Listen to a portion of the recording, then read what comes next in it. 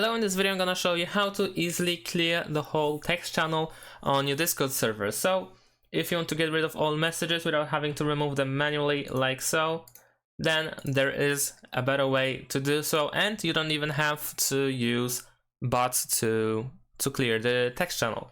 So in order to do that, all you need to do is right click the channel that you want to clear and then simply duplicate the channel. You don't even have to change the name, you can keep the same name as it is. And then you will create the same channel with the same permissions and so on and so forth, but without anything. So as you can see, the channel is clear, there's nothing here. And what you can do is go to the alt channel, right click once again and delete the channel. However, once again, make sure that you know what you are doing, because you will lose every message that has appeared on this channel. If you are certain that you want to do that, simply press delete channel. And now you should be left with a fresh, the same text channel as before. And that's it. Thanks for watching. Leave a like and subscribe to my channel, and see you in my next videos. Bye.